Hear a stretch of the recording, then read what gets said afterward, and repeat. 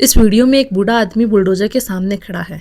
वो अपना अंतिम प्रयास कर रहा है उस पानी की टंकी को बचाने का, जिस पानी की टंकी से वो पानी पिया करता था, उसका पूरा परिवार पानी पिया करता था। ये उसका अंतिम प्रयास है, क्योंकि उसको पता है कि सरकार उसकी बात नहीं मानेगी। वो बेबस लाचार बस देखता रह गया। उसकी नज़रों के सामने उसकी पानी की टंकी को, उसके घर को तोड़ दिया। और जवाब क्या मिला कि ये अवैध है। अगर अवैध था तो उसे इतने दिन पहले क्यों नहीं बताया गया।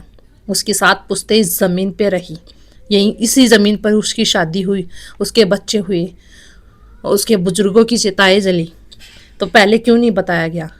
अगर उसके पास राशन कार्ड, आधार कार्ड, वोटर आईडी है तो उसे ज़मीन का पक्का पट्टा क्यों नहीं दिया गया। ये सवाल सरकार से है। सरकार जब किसी गरीब की बारी आती है तो उसको बगैर लीगल नोटिस दिए, उसकी बगैर बात सुने उस पर कार्रवाई कर देती है। लेकिन जो अवैध निर्माण होते हैं, बड़ी बड़ी बिल्डिंगें, बड़े बड़े कंस्ट्रक्शन होते हैं जो अवैध होते हैं, उन पर कार्रवाई क्यों नहीं करती। क्यों उनकी ज़मीन नहीं उठाती, क्यों उनके भवनों को ध्वस्त नहीं करती, क्यों बुलडोज़र उन पर कार्रवाई नहीं करता। ये बुलडोज़र न्याय सिर्फ गरीबों के लिए बना है, जो बेबस है, जो कानून नहीं जानते, सिर्फ उनके लिए बनाया गया है।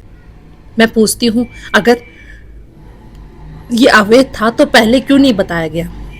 और अगर इंसानियत और संवेदनशीलता अगर सरकार के कानून में नहीं है तो ये फिर विकास किसके लिए हो रहा है, और इस विकास में किन लोगों की बलि चढ़ रही है।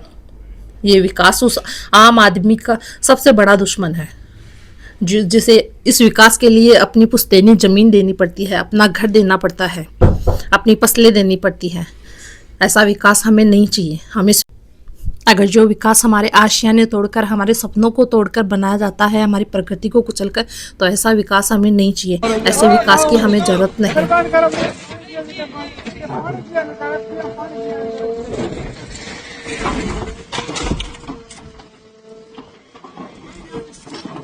भाई ना मित्र हो क्या नहीं